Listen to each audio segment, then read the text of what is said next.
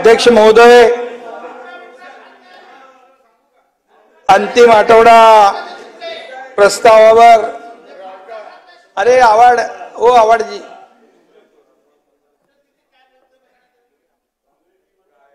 खरं म्हणजे हे आपल्या सरकारच्या कार्यकाळातले शेवटचं अधिवेशन आहे। गेल्या 2 वर्षात या सभागृहातील कामकाजात भरीव योगदान देणाऱ्या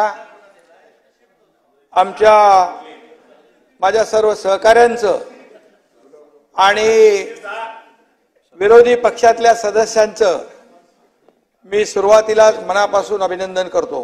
विजयराव, आपल्याला पण आपले अभिनंदन मी केलेलं आहे। अरे थांबा, जाऊ दे यार।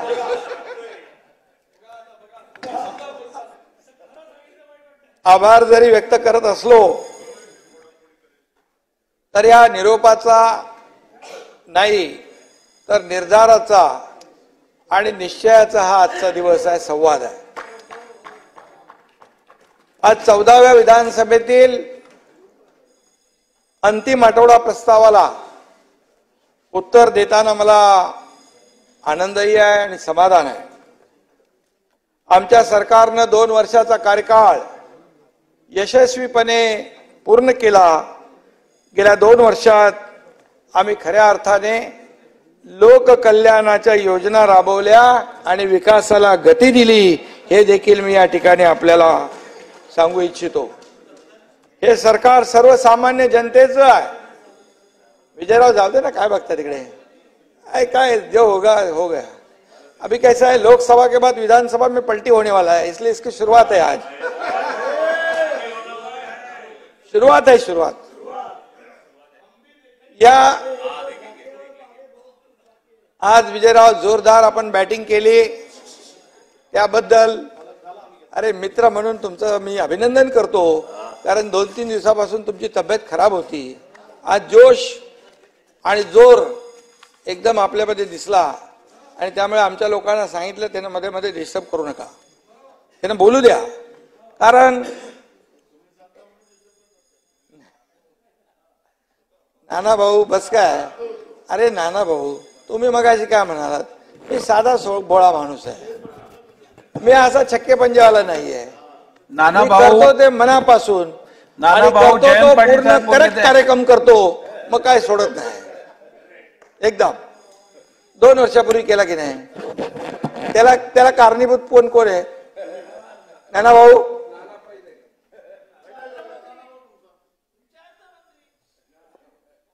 आणि नहीं, अंदर की बात है, आपको मालूम नहीं है, नाना को मालूम है। आणि म्हणून राज्यातल्या कष्टकरी कामगार वर्गाचं दुःख आम्ही हलकं करू शकलो काही प्रमाणामध्ये, याचं समाधान आहे। माय भगिनींच्या संसाराचं ओझं हलकं केलं, याचंही समाधान आहे। अन्नदात्या शेतकऱ्याचे अश्रू पुसू शकलो, याचंही आम्हाला समाधान आहे। मागास वंचित बांधवांना न्याय देऊ शकलो, याचंही आम्हाला समाधान आहे। समाजातील सर्व घटकांसाठी 24 तास मेहनत घेतली, याचंही आम्हाला समाधान आहे। त्यांच्यामध्ये वावरलो, बांधावर गेलो, डोंगरावर गेलो, रस्त्यावर उतरलो, त्यांच्या व्यथा वेदना समजून घेऊन त्या दूर करण्याचा प्रयत्नही केला, याचंही आम्हाला समाधान आहे। आणि म्हणून या राज्याची प्रगती आणि इथल्या नागरिकांच्या कल्याणासाठी आमच्या सरकारनं सरस कामगिरी केली, याचंही मला समाधान आहे।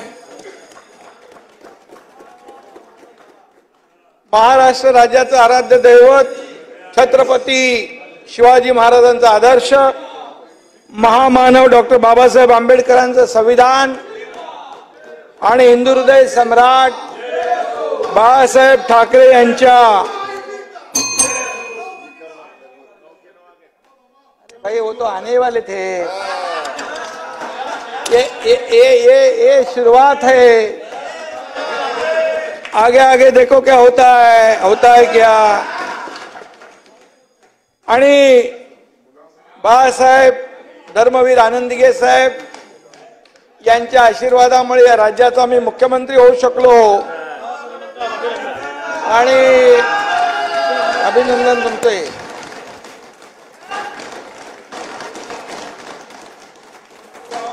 सर्वसामान्य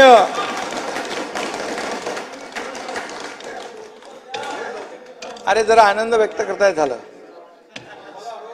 सर्वसामान्य कार्यकर्त्यांना बाळासाहेबांनी मोठं केलं आणि बाळासाहेबांनी विजयराव कुठले पद घेतलं नाही, पण माझ्यासारख्या शेकडो कार्यकर्त्यांना त्यांनी मान सन्मानाची पदं दिली. हिंदुत्वाचा आणि समाजकारणाचा विचारही त्यांनी दिला, प्रेरणा दिली, ऊर्जा दिली. प्रसंगी आम्ही सत्ता सोडली, पण बाळासाहेबांचे विचार सोडले नाही. जीव गेला तरी बाळासाहेबांचे विचार आणि त्यांची शिकवण आम्ही कदापि सोडणार नाही. आणि म्हणून आपण मगाशी शेवटी एक कार्यकर्ता म्हणून आपण काम करतो. नानाभाऊ जाऊ द्या, कशाला बघता तिकडे. शेवटी कार्यकर्ता म्हणून मी काम केलं आणि कार्यकर्ता घरात नाही विजयभाऊ तर लोकांच्या दारात शोभून दिसतो. घरात नाही, लोकांच्या दारात मदत करताना, सेवा करताना. आणि म्हणून आम्ही घरात बसून नाही, जनतेच्या दारात जाऊन काम केलं.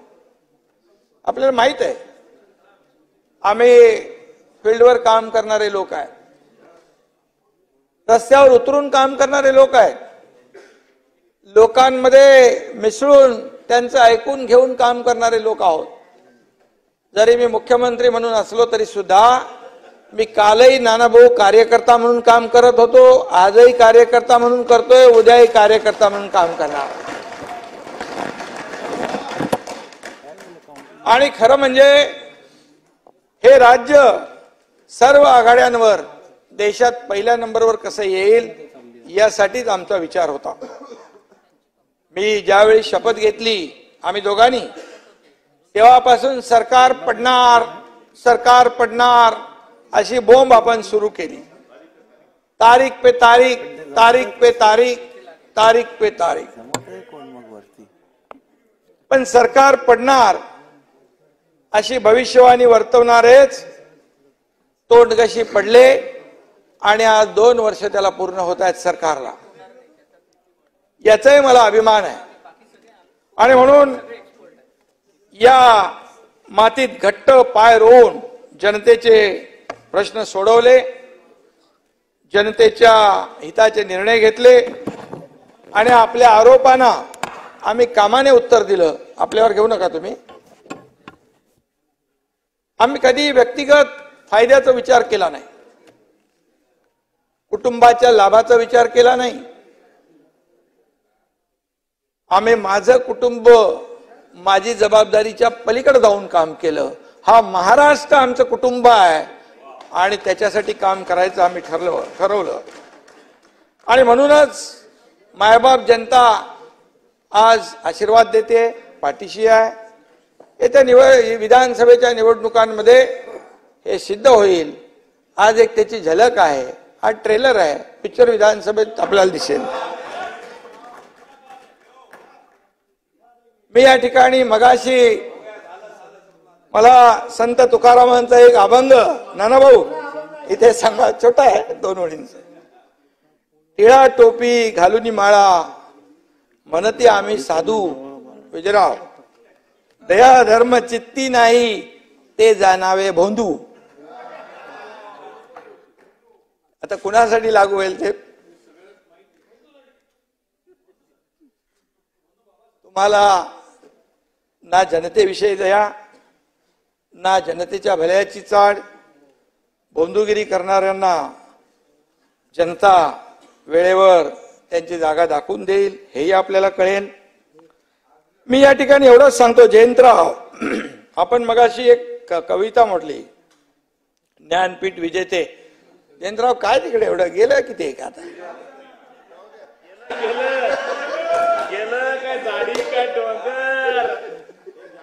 विंदा करंदीकर यांची जनता अमर आहे ही कविता ऐकवली.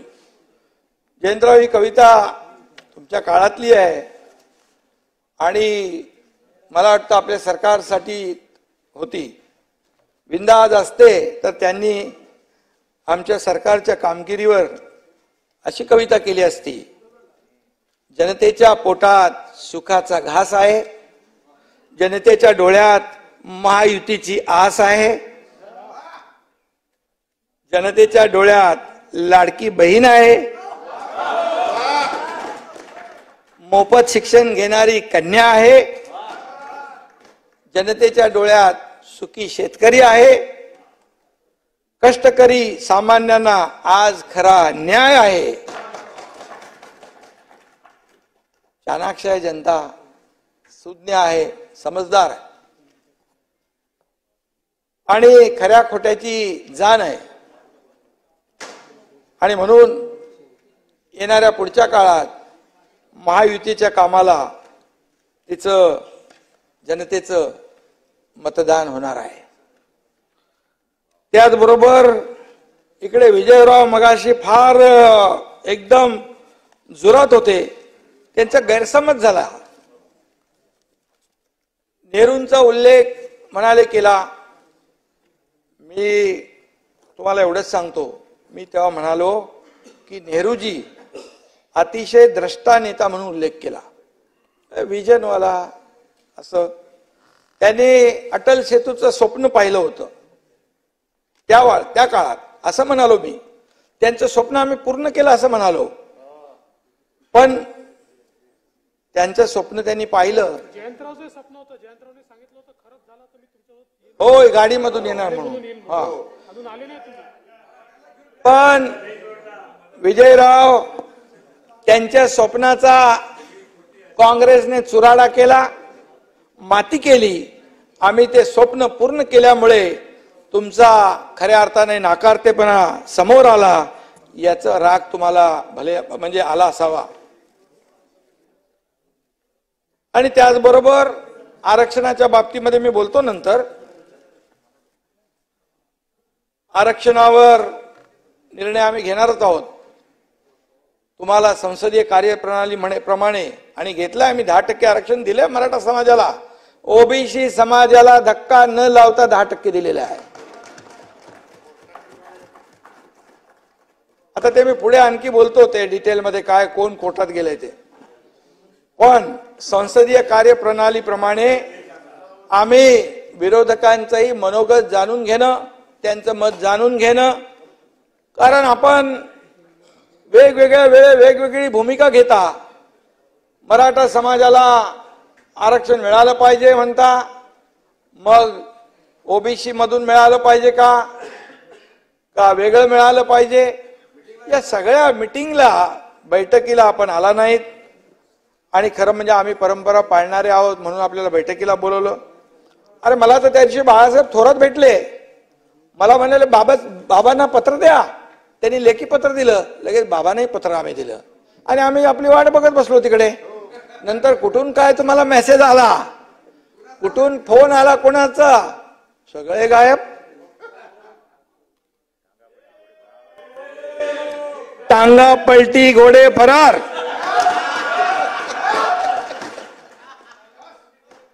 हा बाबांसारख्या स्टेट्समन कडनं तर ही अपेक्षा नव्हती अपेक्षा. हा, हे नव्हतं आम्हाला. नाही, आणि म्हणाले तुम्ही म्हणालात मराठा आंदोलकांना सांगता जाऊन एकदम विरोधी भूमिका, मग ओबीसी आंदोलनाकडे जाऊन त्या ठिकाणी त्यांना वेगळं सांगता. म्हणून आपल्या सगळ्यांची भूमिका जी आहे, ही भूमिका जी आहे ना एका पेजवर आली पाहिजे. तुम्ही मगाशी म्हणाला ना, नाही तुम्ही मगाशी म्हणाला अरे आम्हाला बैठकीला का नाही नेलं, बैठकीला का नाही नेलं. अरे बाबा गुलाल उधळला, सगळं झालं, बैठकीला का नाही नेलं, एवढा राग का धरता तुम्ही. तुम्हाला बैठकीला, प्रत्येक बैठकीला विरोधी पक्षनेता म्हणून आम्ही बोलवतो विजयराव. आणि म्हणून मी आपल्याला एवढंच सांगतो, बघा तुमच्या भूमिका तुम्ही वेगवेगळ्या वेळेस वेगवेगळ्या भूमिका घेतल्या. म्हणजे चित भी मेरी पट भी मेरा असं विजयराव एकदम भारी काम तुम्ही करू नका. काय असतं याच्यामध्ये, खोटं लपत नाही. आणि म्हणून यामध्ये घेऊ ना विजयराव, तुमच्या बरंच तुम्ही बोललात मगाशी, काय काय खोटं बोललात सगळं. अरे खोटं बोला पण रेटून बोला, आकडेवारी अशी तुम्ही आता जे काही केलं, एकदा नरेटिव्ह तुम्ही खोटं पसरवलं, पुन्हा पुन्हा खोट्या नरेटिव्हची वर लोक जनता विश्वास ठेवणार नाहीत. आणि म्हणून मी आपल्याला सांगतो विजयराव, तुमच्या काळात जनता उपाशी आणि तुम्ही तुपाशी होतात की नाही. अहो गरिबांच्या तोंडातील तुम्ही खिचडी खाल्ली, तुम्ही म्हणजे तुमच्यावर घेऊ नका. गरिबाला उपाशी ठेवलं तेव्हा काही वाटलं नाही. विजयराव, तुमच्या लोकांनी मापात पाप केलं. अरे खिचडीत पैसे पण घेतले, पण 400 ग्रामची खिचडी, अरे 200 नाही 150 बाबा, 150 कुठं फेडाले पाप.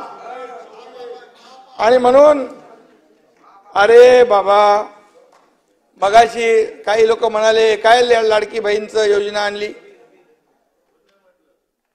अरे बाबा, सगळे काय बोले बोगस, पैसे नाही, काय नाही, कुठून देणार, कसं देणार.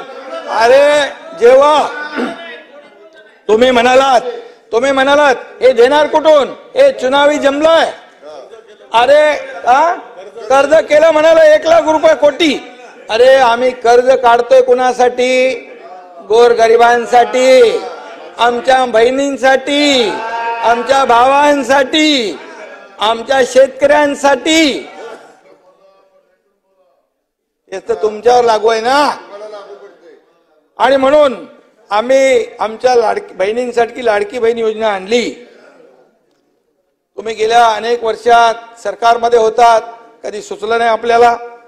आम्ही बहिणीला 1,500 रुपये म्हणजे 18,000 रुपये वर्षाला देणार आहोत. नाना, या लाडक्या बहिणीला तुम्हाला लाडकी बहीण जी काय कडकी ठेवायची आहे का कायम. अरे तिच्या आयुष्यात काय चांगले दिवस आणायचेत का नाही. खरं म्हणजे विजयराव, झालं ते आता काय बघताय, संपलं की. शॉक मध्ये गेलेत काय.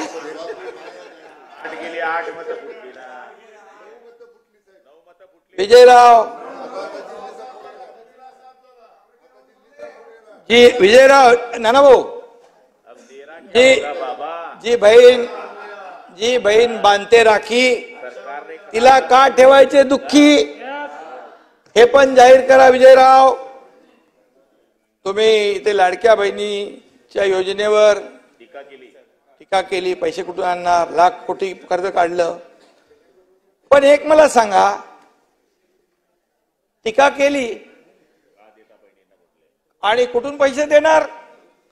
अरे तुम्ही जेव्हा खटाखट 1 लाख रुपये देणार तेव्हा म्हणालात, आम्ही विचारलं का, आम्ही विचारलं. पण आम्ही पटापट योजना जाहीर केल्या आणि देणार. आणि म्हणून, आणि बघा नाना भाऊ, इकडे टीका करतात, सुनील हसतोय, इकडे आमच्यावर टीका करतात आणि तिकडे शाखेवर बोर्ड लावतात मुख्यमंत्री माझी लाडकी बहीण योजना. समाधान आहे, समाधान आहे. अरे तुम्ही आम्हाला घटनाभय मुख्यमंत्री म्हणता, घटनाभय सरकार म्हणता, मग आमची योजना तुम्ही बोर्ड लावता तिकडे.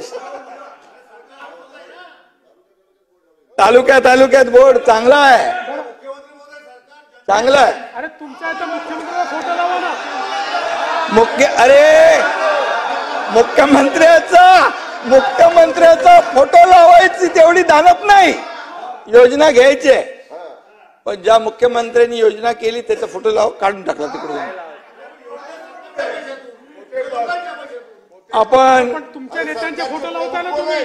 तुमचे सगळे नेत्यांचे फोटो येतात, ठीक आहे, चांगलं आहे, समाधान आहे. म्हणजे आमचं सरकार 2 वर्ष चांगलं काम केलं, चांगल्या योजना केल्या आणि त्या लोकांना देतोय, याची वाहवा तुम्ही करताय, याचा प्रचार करताय, याबद्दल तुम्हाला धन्यवाद. काय म्हणाले आपण? राम भरोसे हॉटेल, विजयराव, धंदा तर मागच्या 2.5 वर्षात तुम्ही खोलला होता. जो देगा चंदा वो अपना बंदा, असे तुमचं होतं.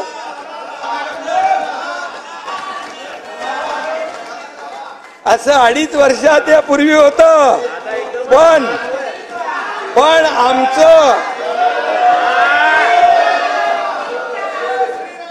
आमचं सरकार येतात,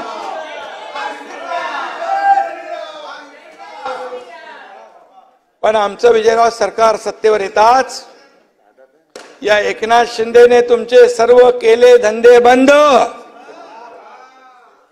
आणि म्हणून मी आपल्याला एवढंच सांगतो, तुम्ही म्हणाला गुटखा जर्दा बर्दा काय काय बोलले. आम्ही बघा जिथं जिथं ड्रग्ज विकत होते सगळ्यात तोडफोड करून टाकली, नाही केली ना? आणि ड्रग जिथे जिथे बुलडोजर फिरवायचं, जेसीबी फिरवायची ती फिरवून टाकली. कडक कारवाई तर होणारच, तर दाबो नाही, दाबून कारवाई होणार. विजयराव, मुंबई असो नागपूर असो, इथं नागपूरला पण कारवाई केली आपण. आणि म्हणून आता मी त्याच्यात जास्त जात नाही. पुणे तर एकदमच साफ केलं.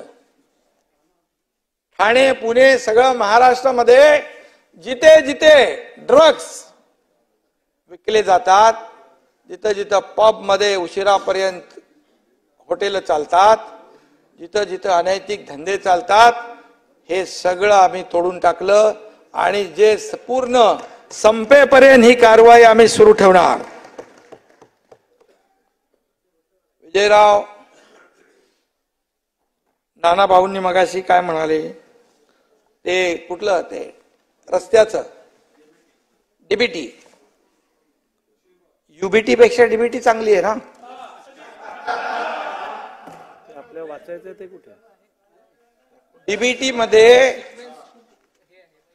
6,000 रुपये केंद्र सरकार, 6,000 रुपये राज्य सरकार, 12,000 रुपये खात्यात जातात शेतकऱ्याच्या. जातात की नाही? अरे जातात की नाही? जातात की नाही? 15,000 कोटी शेतकऱ्यांच्या खात्यात गेले की नाही? 1 रुपयात पीक विमा योजना लागू झाली की नाही? आओ, शेती पंप कधी तुम्ही वीज बिल माफ केलं होतं ना? तुम्ही बोलत होता हे मुदम काय काय. अरे नाना, जे शेतकरी 750 हॉर्स पॉवरची पंप चालवत 7.5 हॉर्स पॉवरचा पंप चालवतात, त्यांचं विजेचं बिल माफ करून टाकलं.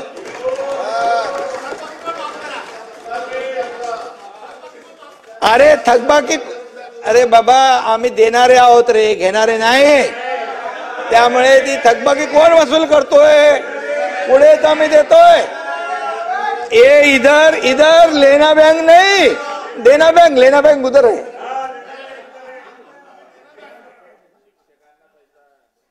आणि म्हणून मी आपल्याला एवढं सांगतो, विधानसभा निवडणुकीनंतर पुन्हा आपण भेटणार आहोत. काही असतील काही नसतील, पण नाना अजून शॉक मध्ये आहेत. 13 जागा आल्या कशा? बिना मेहनत करता कशा आल्या? बरोबर आहे? 14 आल्या का 13? 14 आल्या. चला 14 आल्या, 14. आणि मगाशी कोणीतरी गुलाबराव म्हणाले ना, हे सूजन आहे क्या? सूज आलेली आहे. सूज कायम राहत नाही, सूज उतरते, सूज उतरते. आणि म्हणून सुरुवात, आणि म्हणून नाना याच्यामध्ये हे बघा, हे यश परमनंट नाही, चोरीचा धंदा करून मिळवलेलं यश आहे. खोटं नरेटिव्ह पसरवून, अरे बाबासाहेबांचं संविधान बदलणार म्हणून तुम्ही खोटं बोलू लागले. आदिवासीच्या इकडे जाऊन तुम्ही बोलले आरक्षण रद्द करणार, तुम्ही शेड्यूल कास्ट मध्ये जाऊन म्हणाले आरक्षण रद्द करणार. अरे जब तक सूरज चांद रहेगा बाबा साहेब का संविधान बना रहेगा.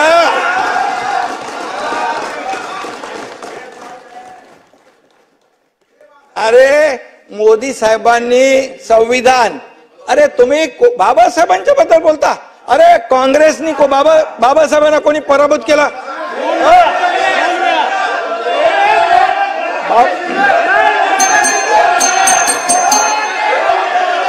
नाही नाही, मध्ये बोलू नका, मध्ये बोलू नका. नाही असं डिस्टर्ब करून चालणार नाही. बसा नाना भाऊ, असं डिस्टर्ब करून चालणार नाही. नाना भाऊ खाली बसा, आपण खाली बसा, खाली बसा. नाना भाऊ खाली बसा. मला प्रोटेक्शन द्या. तुम्हाला एक सांग, तुमच्या जिल्ह्यामध्ये तुम्ही बाबासाहेबांनी काँग्रेसला पाडलं दोनदा. अरे बाबासाहेब काय म्हणाले, या काँग्रेस हे जळकं घर आहे, याच्यावरून लांब राहा. आता तुम्हाला सांगतो, सगळे आमचे बाबासाहेबांचे अनुयायी हुशार झालेत. गलती हो गया आहे, बाबासाहेबांचं वचन आहे, आता आम्ही पाळणार विधानसभेत. ये काँग्रेस से दूर राहो. बरं मला सांगा, संविधान तुम्हाला कधी माहिती होतं? ऐका, संविधान दिन तुम्ही 40-50 वर्ष साजरा केला. अरे या देशाचे प्रधानमंत्री नरेंद्र मोदी यांनी 2015 साली संविधान दिन सुरू केला. काय तुम्ही नाना, जयंत पाटील सिरियस झालेत, शॉक मध्ये गेलेत.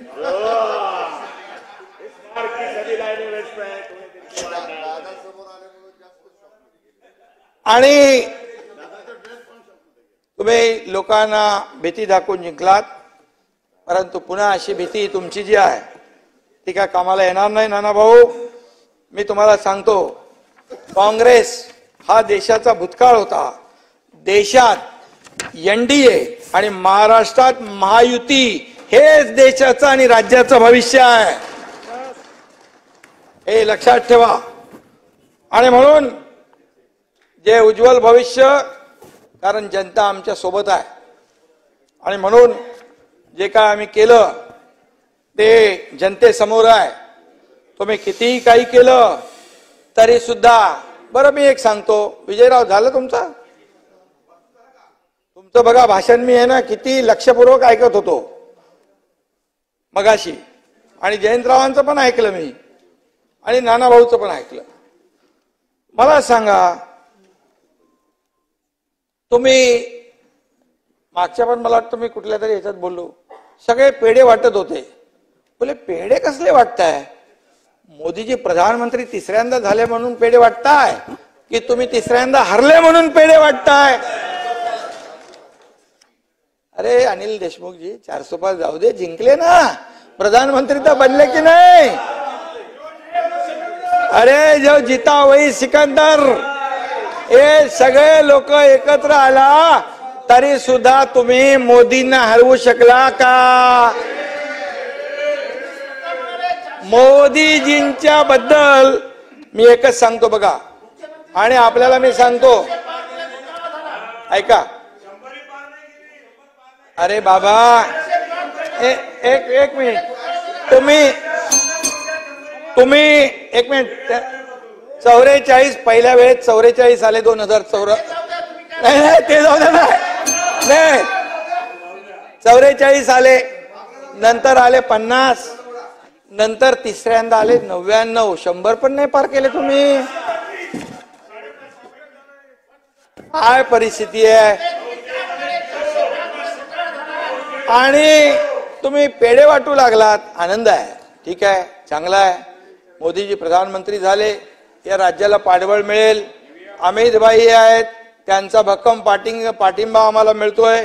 आज आमचे काही जे काय प्रस्ताव आम्ही पाठवतोय, एकही पैशाची कपात न करता ते प्रस्ताव तसेच्या तसे मंजूर होत आहे. म्हणाले आम्हाला अगोदरचे म्हणाले आम्हाला केंद्राने पैसे दिले नाही, आम्हाला केंद्र पैसे देत नाही, दुजाभाव करतं. तुमच्या काय घरी आणून देणार? अरे तुम्हाला मागायला नको का फेसबुक लाइव वर देणार? ये सरकार फेसबुक लाइव पे नहीं चलता, ये फेस टू फेस सरकार चलता है. जयंतराव काय झालं, एकदम सिरियस झाले.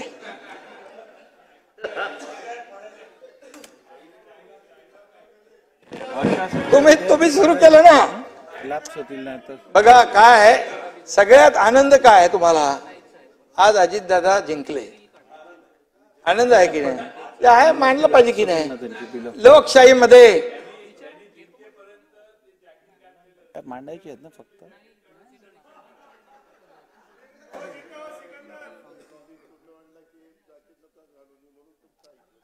बघा महायुतीचं नियोजन तुमच्यामध्ये काय झालं देवेंद्रजी, इकडे काय झालं, आपण महायुतीचं गणित नीट केलं बरोबर. आपण ठरवलं आपले तिघांचे आले पाहिजे, यांना याच्यामध्ये कोणी किती मतं घ्यायची, कोणी कोणाला पाडायचं, हे आपसामध्ये सुरू झालं. महाविकास आघाडी तिथेच बिघाडी झाली.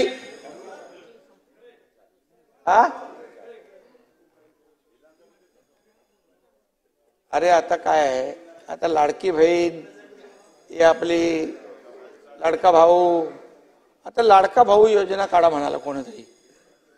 अरे सख्या भावाला कधी जवळ केलं नाही, आता ते म्हणाले लाडका भाऊ काढा. लाडका भाऊ पण आम्ही काढला विजयराव. 10,000 सुशिक्षित बेरोजगाराला अप्रेंटिसशिप देणार दर महिन्याला. डिप्लोमा होल्डरला 8,000 आणि वर्षाला 10 लाख. जे बेरोजगार लोक आहेत त्यांना दर महिन्याला स्टायपेंड देण्याचा ऐतिहासिक निर्णय आमच्या सरकारने घेतलेला आहे. त्यामुळे आता या विकेट अशा तुमच्या जातच जाणार. आणि म्हणून मी आपल्याला एकच सांगतो, तुम्ही मगाशी म्हणाला सुडाचं राजकारण. अरे तुम्ही 2.5 वर्षामध्ये किती सुडाचं राजकारण केलं. या ठिकाणी नुसतं मुख्यमंत्र्यांच्या विरुद्ध बोलल्यानंतर त्या नारायण राणेंना जेवणाच्या ताटावर उठवून त्यांना अटक करायचं काम केलं. हनुमान चालीसा वाचणाऱ्या त्या नवनीत राणा, रवी राणा कुठे गेला, 12 दिवस देशद्रोहाचं कलम लावून तुम्ही त्याला जेलमध्ये टाकलं. कंगना राणावतचं घर तोडलं, 80 लाख रुपये महापालिकेचे कोर्टाच्या वकिलाची फी भरली त्याच्यात. अर्णब गोस्वामीला आतमध्ये घातलं, त्या राहुल कुलकर्णीला आतमध्ये घातलं. देवीच्या ऑफिसरला मारलं. अरे सुडाचं राजकारण तुम्ही खेळलं, आम्ही नाही. सुडाचं राजकारण तुम्ही बोललात, सुडाचं राजकारण आम्ही करतोय. तुम्ही तर गिरीश महाजनला हात घालणार होतात. तुम्ही तर कोण आहे, मी आधी पण बोललो हा विषय. यांना 4था नंबर होता यांचा. म्हणजे बाबा तुम्हाला हे पटणार नाही, परंतु या सगळ्या गोष्टी चालू होत्या. अजितदादा बोलत होते असं करू नका. अजितदादा बरोबर आहे, बरोबर आहे. आणि म्हणून तुम्ही सांगत होता करू नका. अरे मी सांगितलं नका करू. हे असं केलं ते वरती 2 जण बसलेले आहेत ना, त्यांचा बुलडोझर येईल मग. आणि म्हणून ते तुम्हाला सांगतो, त्यांना संधी नाही दिली. मला माहित पडलं आता यांचा गेम माझ्या सकट सगळ्यांना अडचणीत आणायचा आहे. आणि मग याच दिवशी 2 वर्षापूर्वी आम्ही धाडशी निर्णय घेतला. सत्तेवर लात मारून पाय उतार झालो आम्ही. इतिहास घडवला. त्याला हिम्मत लागते विजयराव. अरे सरकार मधून बाहेर पडायला हिम्मत लागते. ती हिम्मत आम्ही दाखवली आणि जनतेच्या मनातलं सरकार आम्ही आणलं. खऱ्या अर्थाने लोकांचं मॅन्डेट जेला होतं ते सरकार आम्ही आणलं आणि 2 वर्ष हे सरकार चाललं. आज 2 वर्षात आम्ही बाबा अनेक कामं केली. तुम्ही छातीवर हात ठेवून सांगा. आज अगोदर सगळ्यांनी प्रकल्प बंद केले होते. कारशेड मध्ये स्पीड ब्रेकर, मेट्रोमध्ये स्पीड ब्रेकर, अटल सेतूमध्ये speed breaker, Delhi Mumbai speed breaker, bullet ट्रेनला स्पीड ब्रेकर, सुप्रभाला स्पीड ब्रेकर, आमदार निवास, अरे आमदार निवास सगळं सगळीकडे खोडा घालण्याचं काम केलं. जलयुक्त शिवार योजना, अरे शेतकऱ्याची योजना ती पण बंद पाडली,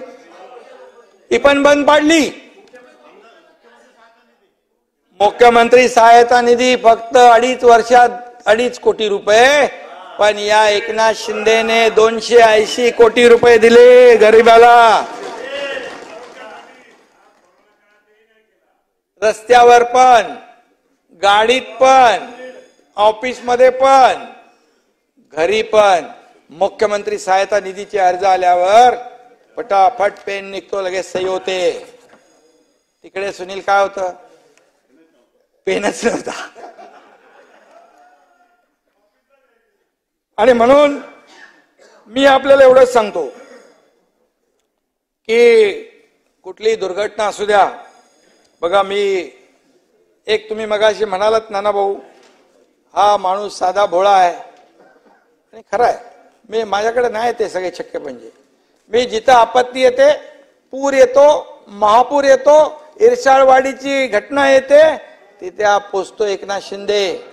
आणि म्हणून तुम्हाला सांगतो, इरशाळवाडीत मला सगळे दादा भुसे, योगेश सगळे होते इकडे, गिरीश महाजन, तुम्ही मला भेटले येताना खालून, मी वरून येत होतो.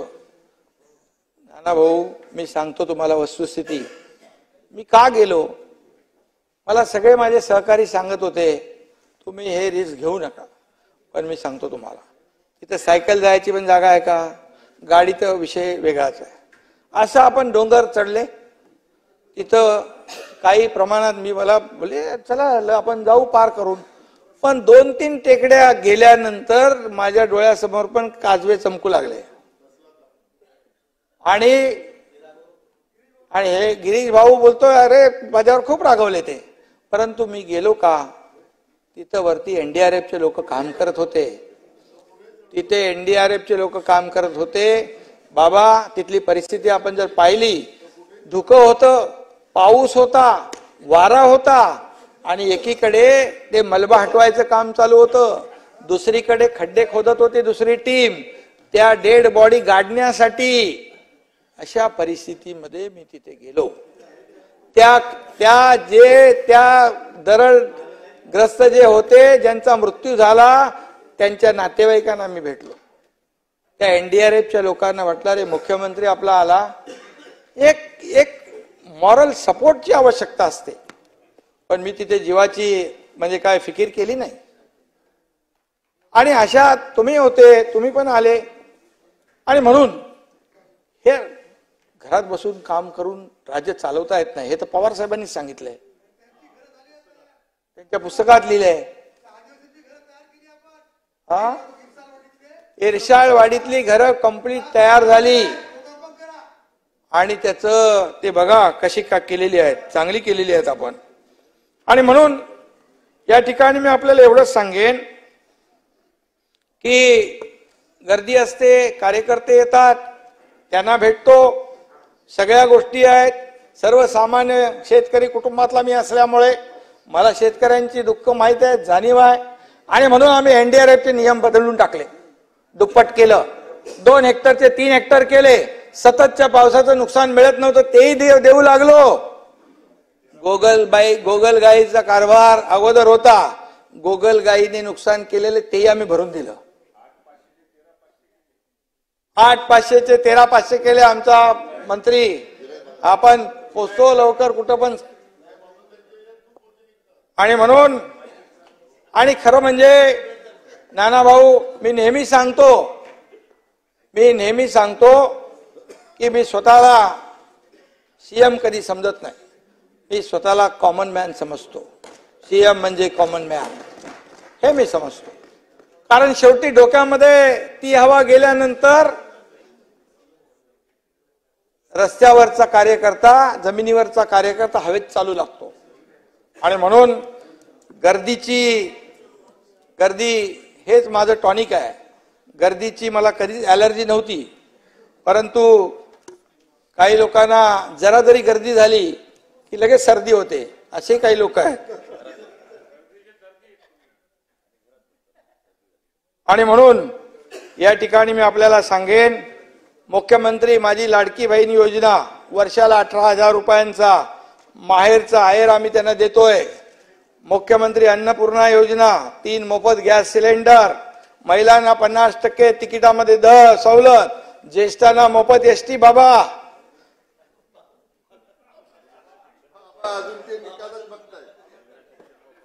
मुलींना मोफत शिक्षण. मगाशी काय म्हणाले विजयराव, मुलींच्या मोफत शिक्षणाबद्दल पण काहीतरी बोलले.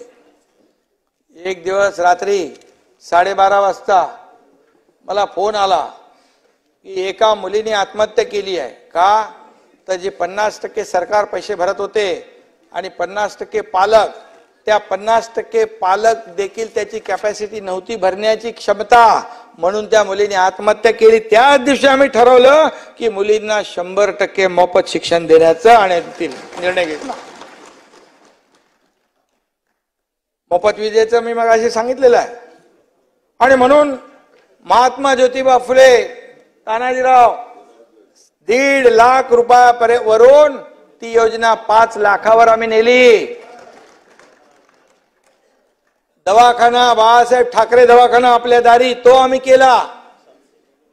700 दवाखाने केले. म्हणजे एका आणि तीर्थ दर्शन योजनाही आणलेली आहे ज्येष्ठ नागरिकांसाठी. त्याचाही लाभ आपले ज्येष्ठ नागरिक घेतील. जयंतराव, त्यांची अपेक्षा असते परंतु ऐपत नसते, तोही विचार आम्ही केला. आणि विधानसभा निवडणुकीनंतर विरोधी पक्षातल्या काही लोकांनी त्याचा फायदा होऊ शकतो. तीर्थदर्शन करायला, तीर्थाटन, मोफत उपचार, हे सगळं केलं आम्ही. म्हणजे बघा विजयराव, बघा एका सुखी कुटुंबासाठी काय हवंय, काय नको, याचा विचार करून या योजना आखल्यात आम्ही. आणि म्हणून विजयराव, अशा प्रकारचे योजना आणणार हे पहिलं सरकार आहे.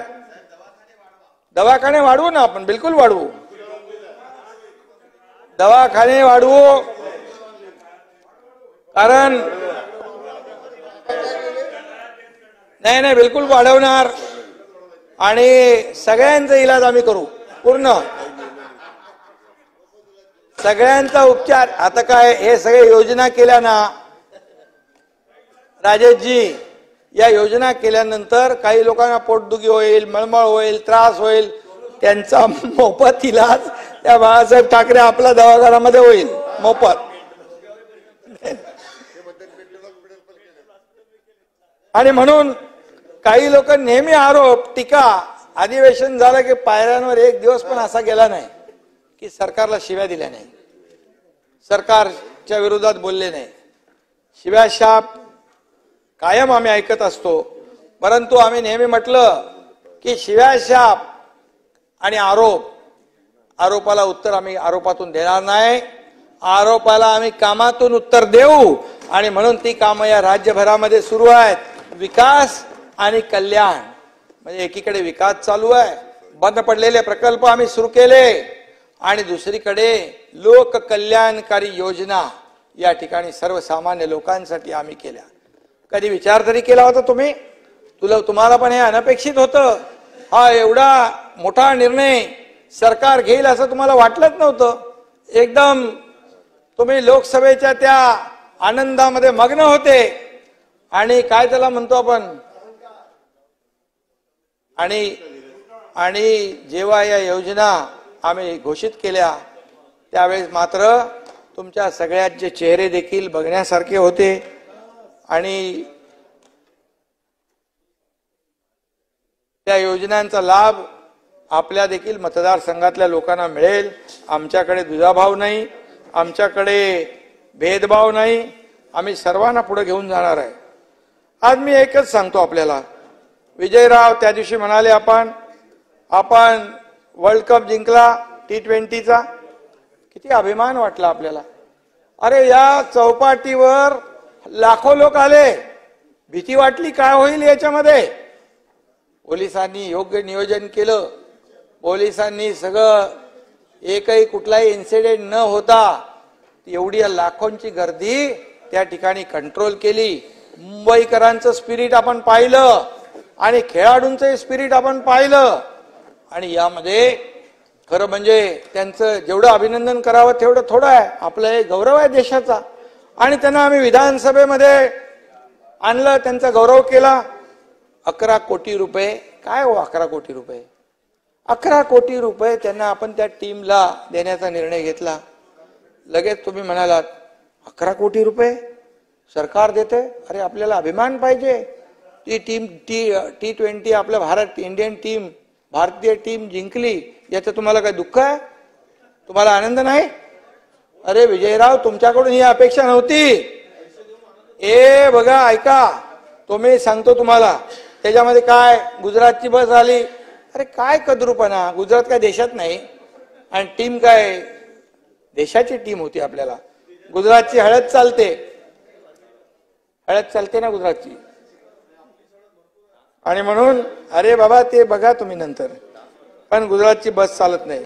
परंतु मी आपल्याला एवढंच सांगतो की तुम्हाला 11 कोटी जे बोलतोय नाना, तुम्ही आमच्या अजितदादा इथं बसलेले आहेत. अरे किती मोठा आपण अर्थसंकल्प बजेट केलं. 11 कोटी फक्त त्यांचा कुठला तरी खिसा हलवला तरी 11 कोटी निघतील. एवढे पैसे आहेत आमच्याकडे, सरकारकडे. या सर्व पैशाचं नियोजन, सर्व योजनांच्या पैशाची तरतूद आम्ही केलेली आहे. आणि त्यामुळे तुम्हाला चिंता करण्याची आवश्यकता नाही. तुम्ही खरं म्हणजे कसाबच्या बिर्याणीला सपोर्ट करता आणि इंडियन टीमचा 11 कोटी दिल्यावर तुम्हाला पोटात दुखतं. अरे ज्या कसाबने ओंबळे, अख्ख्या गोळ्या ओंबळेनी पोटामध्ये घेतला नाही, बिलकुल तुम्हाला परत सांगायला पाहिजे ना. तुम्हाला विसरता. आणि म्हणून तुम्हाला सांगतो मी, जरा ऐकायचं शिका. तुमचं मी शांतपणे ऐकलो. आणि म्हणून हे सरकार जे आहे ना, खरं म्हणजे 2.5 वर्षात आम्ही काय केलं याचा सगळा लेखाजोखा तुम्ही घ्या. 2 वर्षामध्ये, 2.5 वर्षात महाविकास आघाडीचा घ्या आणि 2 वर्षाचा महायुतीचा घ्या. आणि म्हणून मी आपल्याला एवढं सांगतो की शेतकऱ्यांना, मगाशी नानाभाऊ म्हणाले शेतकऱ्यांना किती पैसे दिले. अरे तुम्हाला पूर्ण खात्यामध्ये किती पैसे गेले याची पूर्ण आकडेवारी देतो मी, पूर्ण आकडेवारी. आणि त्यामुळे मी तुम्हाला एवढंच सांगेन की मगाशी आपण म्हणालात गुंतवणूक किती आली, कुठे होते गुंतवणूकचा? 2 वर्षात 1,04,000 कोटींची 1,37,000 कोटींची थेट परकीय गुंतवणूक आली. आणि 2,39,000 कोटी आपल्याला परदेशी गुंतवणूक FDI आलं. तुमच्या काळामध्ये, तुमच्या म्हणजे महाविकास आघाडीच्या काळात महाराष्ट्र 3ऱ्या क्रमांकावर गेला होता. महायुतीचं सरकार आल्यानंतर पुन्हा 1ल्या नंबरवर आलो आम्ही. आणि म्हणून कुणाच्या, ऐका ना, गुजरातला मागे टाकलंय, कर्नाटकला मागे टाकलंय. तुम्हाला सांगतो कुणाच्या काळात पळाले उद्योग, कुणाच्या काळात पळाले सांगा बाबा, तुम्ही खरं सांगा. वेदांत, फोक्सकॉन 2च महिने झाले होते आमच्या सरकारला येऊन. अरे लगेच आमच्यावर आरोप केले, सरकार उद्योग पळाले. नाही, तुम्हाला सांगतो एक कुठलाही उद्योग, बाकी लोक जाऊ द्या पण तुम्ही तरी सांगा खरं, 2 महिन्यामध्ये इकडचं तिकडे जातो का तिकडून इकडे येतो का? अरे त्याला सगळं टाइम, वेळ लागतो. त्यांनी मागितली मदत, मी प्रधानमंत्री महोदयांशी देखील त्याच्याबद्दल बोललो. मागितली मदत, मिळाली नाही मदत. आणि त्याला वाटलं नाही की सरकार बदलणार आहे. हेच सरकार राहिलं तर आम्हाला कारखाना काही इथं मिळणार नाही, खोलून मदत मिळणार नाही, गेला तो. आणि बाबा तुमच्या 1 मिनिट त्याच्यामध्ये तुम्हाला मी सांगतो, तुमची उद्योगपत्यांच्या, तुमच्या महाविकास आघाडीच्या, तुम्हाला नाही म्हणत, तुम्ही चांगले आहात, महाविकास आघाडीच्या काळात उद्योगपतीच्या खाली, घराच्या खाली जिलेटिन, आता जिलेटिन ची बुलेटिन पुरं जगात गेली, कसे येणार उद्योगपती? पण आमचं सरकार आल्यानंतर आम्ही थेट त्यांना भेटू लागलो, त्यांना सांगू लागलो, बोला तुम्हाला काय पाहिजे, आमचं काय आम्ही नाही म्हणालो. आणि म्हणून त्याची आकडेवारी तुम्हाला पूर्ण देऊ आम्ही, की किती रोजगार आले, किती त्याच्यामध्ये नोकऱ्या आल्या आणि किती कारखाने आले, हे सगळं माझ्याकडे आहे. आणि त्यामुळे मी आपल्याला एवढं सांगतो की शेतकऱ्यांच्या बाबतीमध्ये देखील खूप मोठ्या प्रमाणावर योजना आपण केल्या. आज एकूण या आकडेवारी, विजयराव नको ना तुम्हाला, आकडेवारी आहे माझ्याकडे, पण मला पाठवून देतो तुम्हाला. बघा, तुम्हाला सांगतो, राज्यामध्ये 191 उद्योगांना आम्ही LOI दिला, 1,71,000 कोटी गुंतवणूक आली, 1,20,000 रोजगार मिळणार आहेत. Mega leather footwear cluster development आहे, PM मित्रा मल्टी मॉडल लॉजिस्टिक पार्क आपण करतोय, इलेक्ट्रॉनिक क्लस्टर करतोय, जेम्स अँड ज्वेलरी पार्क करतोय, बल्क ड्रग पार्क गेला गेला गेला गेला बोलले, अरे बल्क ड्रग पार्क आपण करतोय बाबा सरकारच्या माध्यमातून, मेगा एक्वा मरीन पार्क करतोय. आणि म्हणून यामध्ये कृषी विभागात देखील आपल्या राज्य सरकारने काम केलं चांगलं, म्हणून राज्याला देखील चांगलं राज्य, कृषी मध्ये चांगलं काम करणारं राज्य म्हणून आपल्या राज्याला पुरस्कार देखील मिळाला आहे, कृषी पुरस्कार. आणि म्हणून मी आपल्याला सांगतो, मी तुमचा आज काय ते तिकडे त्याचं नानाचं आणि सगळ्यांचा मूड खराब झालेला आहे,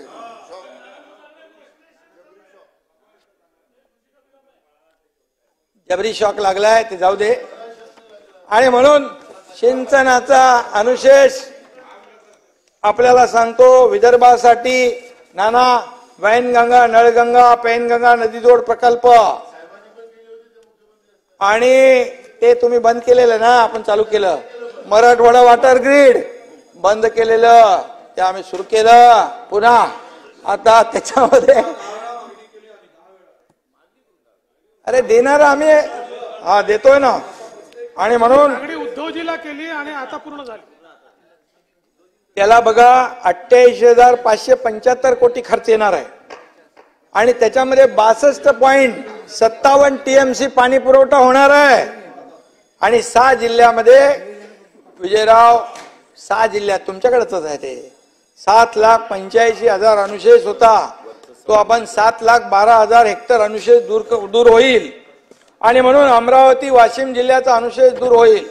आणि म्हणून यामध्ये मी डिटेलमध्ये जात नाही, त्याच्यामध्ये एवढंच सांगतो की आम्ही या सगळ्या ह्याच्यामध्ये मगाशी नाना भाऊ म्हणाले, काय ते कुठलं कापूसाचे बॅग, कापूस बॅग ना, कापसाचं बॅग नाही, कापसाच्या बॅग बद्दल बोलले आपण. पण तुम्ही कोविड मधल्या डेड बॉडी बॅग विसरले, डेड बॉडी बॅग विसरले तुम्ही, डेड बॉडी बॅग मध्ये पैसे खाल्ले ते विसरले.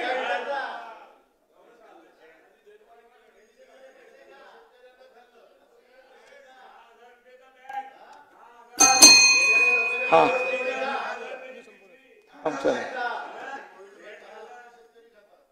नाही. आणि मला खरं म्हणजे तुम्ही काय करता वरती, तुम्ही म्हणाला पापाचा घडा भरला, अरे तुम्ही खिचडीमध्ये पैसे खाऊ लागले, कोविड मध्ये पैसे खाऊ लागले, कोविड सेंटर मध्ये पैसे खाऊ लागले, डेड बॉडी बॅग मध्ये पैसे खाऊ लागले, हे तर पापाचा घडा कुणाचा भरेल. आणि म्हणून बघा नाही. आणि ऐका, या तुम्हाला सांगतो, ही पाप कुणाच्या घड्यातली आहेत. अरे बाबा, ही पापाची जी काही धडा आहे ना, तो खरं म्हणजे एक मोठा धडा होईल पापाचा. आणि त्यामुळे मी एवढंच सांगतो आपल्याला. आणि विजयराव बघा, गिरणी कामगारांना आम्ही घरं दिली 15,000 लोकांना. एक तरी घर दिलं का तुम्ही? किती वर्षात दिली? 40-50 वर्षात दिलं? 15,000 घरं दिली. आणि विजयराव 1 लाख घरं आम्ही देणार आहे. 1 लाख घरं. तुम्ही धारावीच्या विकासाच्या बद्दल बोललात. धारावीचा विकास, विजयराव, धारावीच्या विकासाच्या आडे आले तुम्ही. अरे तुमचे एक बंगला दुसरा झाला, त्यांनी काय त्या चिखलामध्ये खितपत पडायचं? धारावीमध्ये तुम्हाला सांगतो, जे पात्र आहेत ते धारावी सोडून दुसरीकडे नाही, तिथेच आम्ही त्यांचं पुनर्वसन करणार. जे पात्र झोपडीधारक आहेत, जे पात्र झोपडीधारक आहेत त्यांचं तिथंच आम्ही पुनर्वसन करणार, हा शब्द आहे आमचा. आणि म्हणून सगळं तुम्हाला TDR तुम्हाला जास्ती माहित आहे.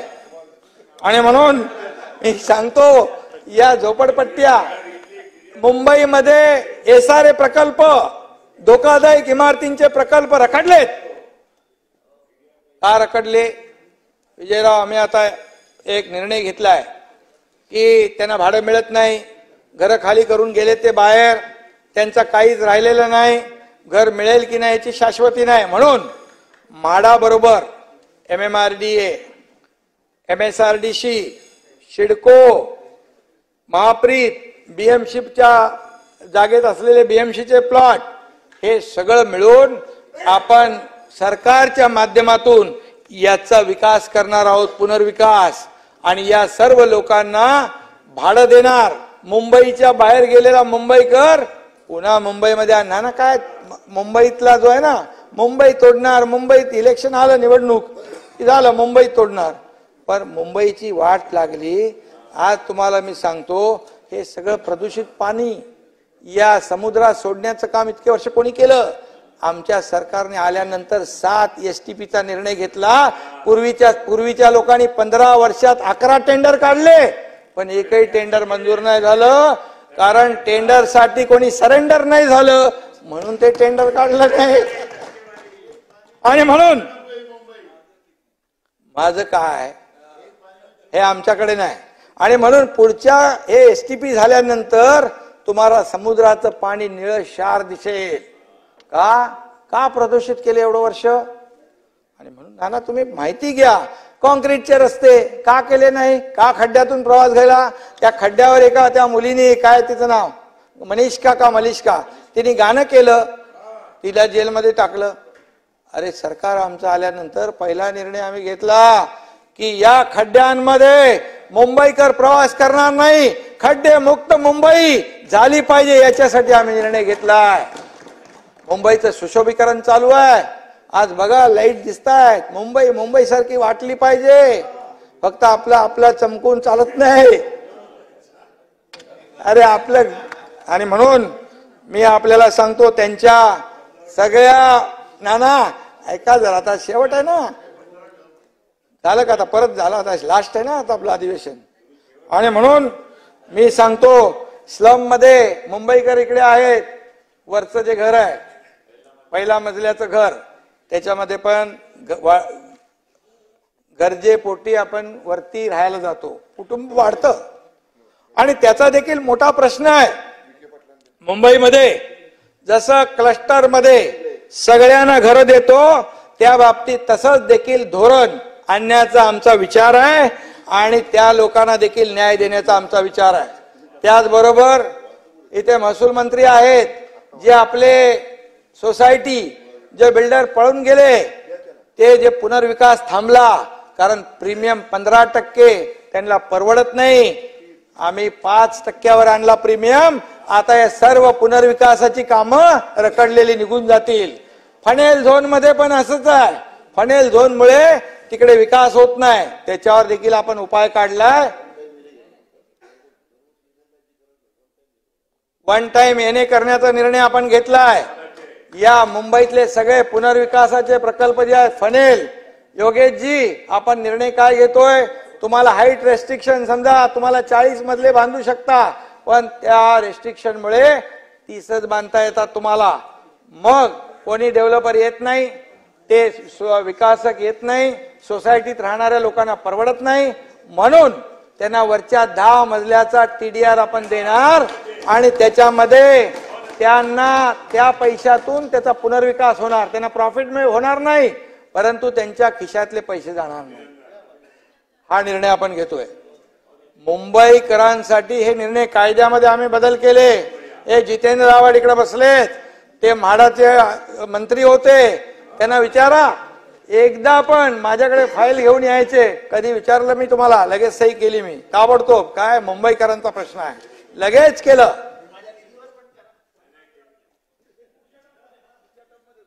आणि म्हणून मी आपल्याला एवढंच सांगतो की आम्ही एकच मुंबईकरांच्या विकासासाठी हे निर्णय आम्ही घेतोय. आमचा वैयक्तिक विकास आम्ही करत नाही आणि मुंबईकरांना आम्ही वाऱ्यावर सोडणार नाही. लखनौ ते लंडन बिंडन हे सगळं काय आम्ही करत नाही, करणार नाही. नाना हसले का? आणि म्हणून मी आता आपल्याला चहापान करायचं आहे, त्यामुळे मी जास्त काय बोलत नाही, पण एवढंच सांगतो की या मुंबई बरोबर मुंबई MMR आणि संपूर्ण राज्याचा विकास जो आहे तो झाला पाहिजे, अशा प्रकारचं आमचं मत आहे. जितेंद्रजी, हा विरार वर्सोवा, बांद्रा वर्सोवा ते विरार ते पालघर आपण सी ब्रिज करतोय. 3 तासाचं अंतर अर्ध्या तासामध्ये. आणि म्हणून त्याबरोबर जसं दुसरं एअरपोर्ट इकडे बांधतो आपण नव्या मुंबईत, मुंबई एअरपोर्टची गरज लक्षात घेऊन आम्ही पालघर मध्ये देखील एअरपोर्टच्या बाबतीमध्ये तपासणी छाननी करतोय आणि तिकडे देखील जो विकास आहे तो तिकडे करायचा आहे. त्याचबरोबर जयंतराव गेले नाही, ऐका, ते मगाशी म्हणाले 30%, 25%, 42%, 47% टेंडर अभाव. अरे बाबा, दिलेच नाही अजून कोणाला. आता छाननी चालू आहे आणि त्यामध्ये आपल्याला मी सांगतो, सभागृहात उत्तर देतोय, जे चालू करंट रेट DSR आणि DSR जो आहे करंट, त्याच्यावर नियमाने काय त्याच्यावर किंवा त्याचं बिलो किंवा अभाव काय दिलं मला माहित नाही ते, पण त्याच्यावरती हे 30-40%, 42%, 20%, 10% बिलकुल दिले जाणार नाही. हे बिलकुल सरकारचा धोरण आहे, सरकारची भूमिका आहे. आणि तुम्ही समृद्धीवरचं जे काढलं, समृद्धीच्या बाबतीमध्ये देखील जो कोणी कॉन्ट्रॅक्टर ज्यांनी क्वालिटी खराब केली असेल त्याच्यावर काय असले तुम्ही, अरे त्याला सोडून द्यायचा. अरे ठीक आहे, त्याच्यामध्ये काही कुठे भेगा पडल्यात, तुम्हाला सांगतो त्या पूर्णपणे त्याच्यावर ते पूर्णपणे त्याच्याकडून त्याचा DLP आहे, DLP मधून ते पूर्ण काम करून घेतलं जाईल. 26 पर्यंत DLP आहे, 26 पर्यंत. आणि त्यामुळे तुम्हाला मी सांगतो, एवढं सांगतो. हा, आणि मार्कंडेश्वर देवस्थानचं काम झालं पाहिजे. मी तिकडे जाऊन आलोय आणि त्याला देखील पैसे कमी पडणार नाहीत. आणि दुसरं ते एक मिनिट ते शिक्षकांचं राहिलं मगाचं ते जुनी पेन्शन योजना जी आहे शिक्षकांची, टप्पा 2चं झालं त्यांनी सांगितलं, पण जुनी पेन्शन योजना जे 2026 आपले 2005 पूर्वीचे जे शिक्षक आहेत ते जवळपास 20,000 आहेत. त्यांना पूर्णपणे सरकार मदत करणार. सुप्रीम कोर्टामध्ये ती केस आहे, पूर्णपणे सुप्रीम कोर्टामध्ये सरकार शिक्षकांच्या बाजूने जे जे काही करायला पाहिजे ते करणार आणि त्यांना त्याचा लाभ मिळणार.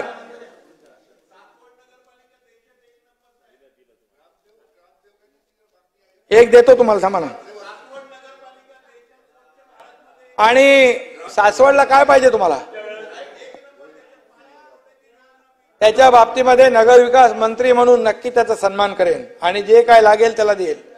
दुसरी गोष्ट, यामध्ये शक्तीपीठच्या बद्दल आपण म्हणालात, शक्तीपीठला लोकांचा विरोध आहे.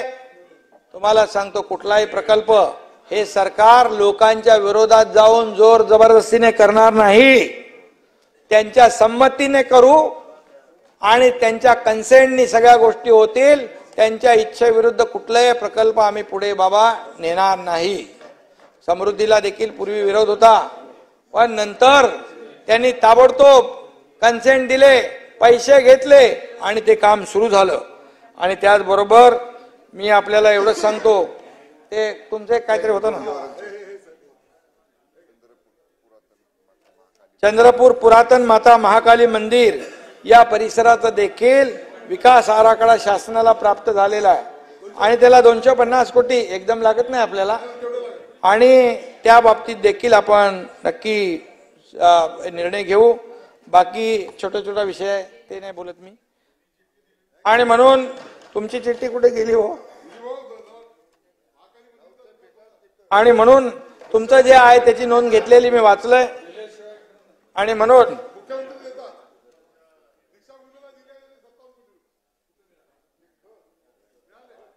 आणि आता आपल्याला मी एवढं सांगतो की मुंबईमध्ये बाबा 300 एकरचं सेंट्रल पार्क कधी विचार केला होता कोणी? 300 एकरचा सेंट्रल पार्क कोणी विचार केला होता? परंतु आपल्या सरकारने 120 एकर जमीन रेसकोर्स कडून घेतली आणि जे आपलं कोस्टल हायवे आहे, कोस्टल रोड, त्याच्या बाजूला जे प्रोमेनाड आहे त्याच्या बाजूला जे गार्डन होणार आहे 180 एकर. हे 180 आणि 120 आपण सबवेने जोडणार आणि 300 एकराचा मुंबईमध्ये वर्ल्ड क्लास सेंटर पार्क आपण करतोय. याच्यामध्ये काही लोकांना रेसकोर्सवर धावणाऱ्या घोड्यांची चिंता होती, परंतु आम्ही ते काही ऐकलं नाही. परंतु रेसकोर्सच्या घोड्यांना त्रास झाल्यामुळे मुंबईतली काही गाढवं ओरडायला लागली जोरजोरात, पण आम्ही त्यांचा बिलकुल लक्ष दिलं नाही. आणि आम्ही याच्यामध्ये एकच निर्णय घेतला की या 10 कुठलाही आपण हे केलं पाहिजे आणि ते आम्ही करतोय. आणि म्हणून अध्यक्ष महोदय हे जरा, आणि म्हणून मराठा समाजाच्या बाबतीमध्ये मगाशी आपली चर्चा झाली. मराठा विजयराव, मला सांगा, मराठवाड्यामध्ये कुणबी प्रमाणपत्र निर्णय होता, GR होता, मिळत होते का? जस्टिस शिंदे कमिटी आपण गठीत केली, त्यांना कुणबी प्रमाणपत्र मिळू लागले. आणि त्याबरोबर तिकडे मिळत नव्हती, बरोबर. तेलंगणाला पाठवले लोक आणि आज त्याच्याबरोबर देखील आज आपल्या हैदराबादला पाठवले 11 लोकांची टीम. ते हैदराबादच्या गॅजेटच्या बद्दल आम्ही त्याच्यावर काम करतोय. आज काही आक्षेप आलेले आहेत 8.5 लाख. कालच्या परवाच्या बैठकीत काही नवीन आक्षेप आलेले आहेत आणि हे सगळे आक्षेप दूर करून सकारात्मक निर्णय सरकार घेईल. मराठा समाजाला 10% आरक्षण दिलंय आणि हे देखील आम्ही जो निर्णय घेतोय ओबीसी समाजाला कुठलाही धक्का, त्यांना नुकसान न पोहोचवता आम्ही दिलेला आहे. आणि म्हणून कोर्टात तुम्ही तर दिलं नाही, तुमच्या हातात सत्ता इतक्या वर्ष होती, दिलं नाही. फक्त मराठा समाजाचा वापर करून घेतला आणि त्यांच्या जीवावर सरकार झाली, सत्ता आली, सगळं आलं, परंतु मराठा समाजाला वंचित ठेवलं. 10%, 13% आरक्षण यांच्या काळात दिलं होतं, 12%. आणि हायकोर्टामध्ये ते टिकलं. सुप्रीम कोर्टात सरकार बदलल्यामुळे सरकार महाविकास आघाडीचं आलं आणि ते गेलं. आणि विजयराव आलो आम्ही जेव्हा आलो पुन्हा त्यावेळेस पहिला निर्णय आम्ही 10%चा घेतला. आता मला सांगा, ते आरक्षण रद्द व्हावं, त्याला कोर्टाचा स्टे मिळावा म्हणून कोण प्रयत्न करतंय? तर बघा, म्हणजे दिलं आम्ही तरी पोटात दुखतंय, त्यांचं आरक्षण रद्द व्हावं म्हणून. अरे कुणबी, ओबीसी आणि मराठा समाज याच्यामध्ये 10% आरक्षणाचा लाभ त्यांना मिळाला पाहिजे, ही भूमिका सरकारची आहे. आणि आम्ही जे जाहीरपणे बोललो, छत्रपती शिवाजी महाराजांची शपथ घेतली त्याप्रमाणे अधिवेशन बोलवलं. या अधिवेशनामध्ये 10% सगळ्यांनी मिळून आपण आरक्षण दिलं. आता हे टिकवण्यासाठी सगळ्यांनी मदत केली पाहिजे का ते रद्द होण्यासाठी प्रयत्न केले पाहिजे? तुमची काय नाही आहे का? तुमची जबाबदारी काय? तुमची नाही, तुमची कोर्टामध्ये कोण गेले? कोर्टात कोण गेले? कोर्टात कोण गेलंय? म्हणजे महाराष्ट्र पेटवत ठेवायचा, महाराष्ट्र जाळत ठेवायचा आणि मजा बघायची. तुम्ही त्यांच्या राजकीय पोळी भाजायचं काम करता. नाना, अरे कोण आहे बघा ना, पिटिशनर काँग्रेसचा माणूस आहे. आणि मी सांगतो, आणि याच्यामध्ये तुम्हाला म्हणून मी एवढंच सांगतो, म्हणून आम्ही न्याय देण्याचं काम केलंय. आणि ओबीसी विजयराव, सत्य ऐकायचं सवय ठेवा. आणि म्हणून माझी आपल्याला सगळ्यांना विनंती आहे, हे 10% आरक्षण दिलेलं हे टिकलं पाहिजे. तर हे ओबीसी आणि मराठा याच्यातला जो काही वाद आणि जो काही तेढ निर्माण झाली आहे, ही आपल्याला, तुम्हाला काय करायचंय, तेढ पेटवत ठेवायचंय. आणि आता तुम्ही विसरून जा ते, आता समाज पण आणि मराठा आणि ओबीसी समाज याच्यामध्ये तेढ निर्माण होता कामा नये, अशी भूमिका सरकारची आहे. हे गुन्ह्या गोविंदाने सरकार राज्य चाललं पाहिजे, अशी भूमिका आमची आहे. आणि म्हणून तुम्हाला मिटिंगला बोलवलं, तुम्ही पळून गेले आणि पळाले आणि म्हणून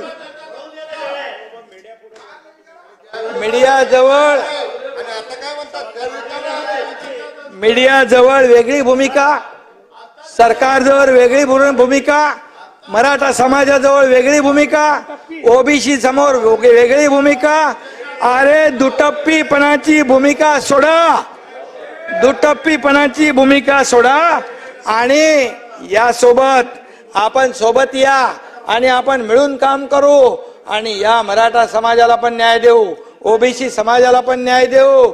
आणि आता तुमची भूमिका, तुमचा दुटप्पीपणा त्यांना समजलाय. आणि मराठा समाज आणि ओबीसी समाजाने देखील याची नोंद घेतली पाहिजे. आपला कोण परका कोण, आपल्या राजकारणावर आज यामध्ये आपली राजकीय पोळी भाजण्याचा प्रकार कोण करते, याचा देखील आता मराठा समाज पण आणि ओबीसी समाज पण नक्की विचार करेल नाना भाऊ. आणि म्हणून आमची भूमिका स्पष्ट आहे. मराठा समाज आणि ओबीसी समाज याच्या बाबतीमध्ये सरकारची भूमिका स्पष्ट आहे. कालही तीच होती, आजही तीच आहे. आणि काय दिलं ना मराठा आरक्षण, तुम्ही रद्द करायला चालले. अरे आम्ही दिलं 10% आणि तुम्ही रद्द करायला निघाले.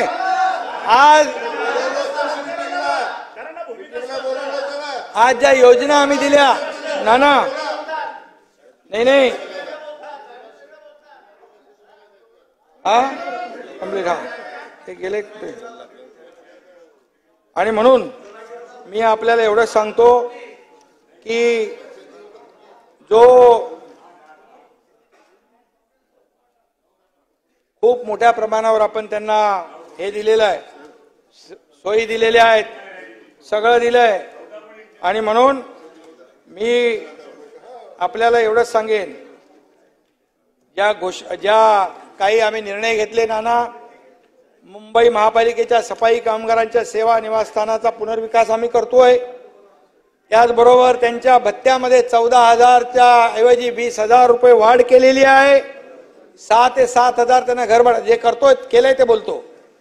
त्याचबरोबर वीरशैव कक्कई आर्थिक विकास महामंडळ, आपल्या लोकांची मागणी आहे ते आम्ही करतोय.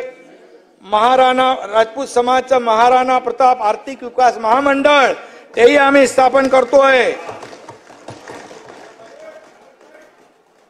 त्याचबरोबर वारकरी महामंडळ तेही करतोय आपण. आणि त्याचबरोबर नाना, यामध्ये मध्ये संप चालू होता टॅक्सी रिक्षांचा, 50 रुपये प्रति दिवसाला विलंब शुल्क लावत होतो, त्यालाही आम्ही स्थगिती दिलेली आहे. त्याचबरोबर भारतरत्न डॉक्टर बाबासाहेब आंबेडकर सामाजिक न्याय भवनाच्या धर्तीवर प्रत्येक तालुक्यात संविधान भवन उभारण्याचा निर्णय देखील आम्ही घेतोय. आणि मला वाटतं त्यामुळे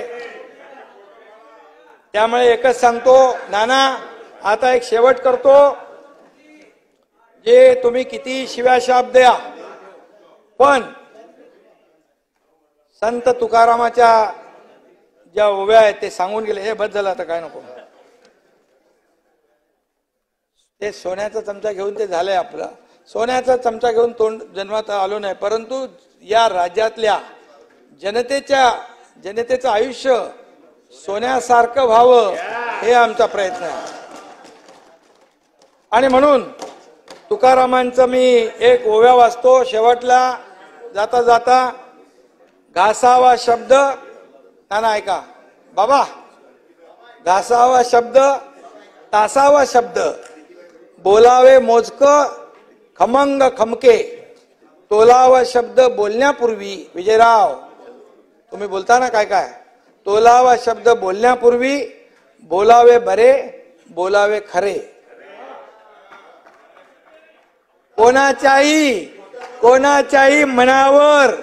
कोणाच्याही मनावर पाडू नये चरे. कोणाची जात पात धर्म काढूच नये. शब्दामुळे मंगल, शब्दामुळे दंगल, जिभेवरी ताबा, सर्वा सुखदाता. तुम्हाला सांगतो मी. आणि म्हणून विरोधकांना मला एवढंच सांगायचं आहे, ठीक आहे तुम्ही काही बोललात, नाना बोलले, जयंतराव बोलून पळून गेले. तिकडे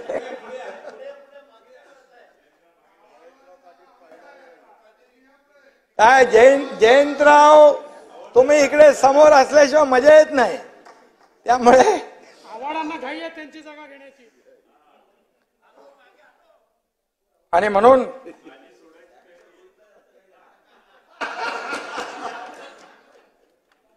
म्हणून मी आपल्याला जयंतरावांनी देखील काही गोष्टी बोलले, त्याचं मी उत्तर दिलं. जर मी उत्तर दिलं नसतं तर ते तुम्ही जे बोललात ह्या रेकॉर्डवर राहिलं असतं. जे सत्य आहे ते मी बोललो, ते कधीही तुम्ही तपासू शकता. मला खोटं बोलायची सवय नाही, आणि खोटं बोलून रेटून काय ते म्हणतो, खोटं बोला पण रेटून बोला, हे माझ्या डिक्शनरीत नाही. आणि म्हणून मी आपल्याला एवढंच सांगतो की आज आपण अतिशय पूर्ण 2 वर्ष खेळीमेळीच्या वातावरणामध्ये, अगोदरच्या 2.5 वर्ष सोडून वातावरणामध्ये काम केलं आणि या राज्याला पुढे नेण्याचा प्रयत्न आपण केलाय. आणि त्यामुळे सत्ताधारी पक्ष त्याचबरोबर विरोधी पक्ष ही रथाची 2 चाकं असतात हे आम्ही मानणारे लोक आहोत. पण चांगल्याला चांगलं म्हणावं अशा प्रकारचं नाना बस काय नाना असं काय बोलताय. विजयराव बोला.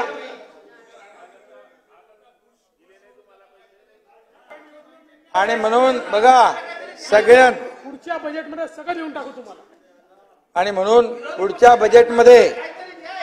बजेटमध्ये तुम्हाला जेवढे पाहिजे सगळा बॅकलॉग आम्ही भरून काढू. कारण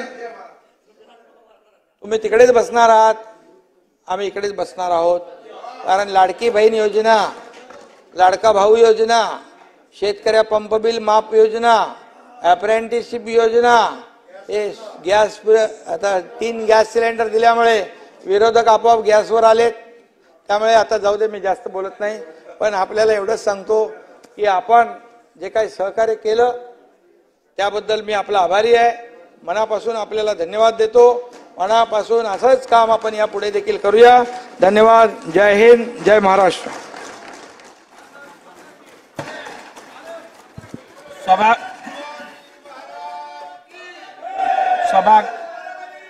सभागृहाने या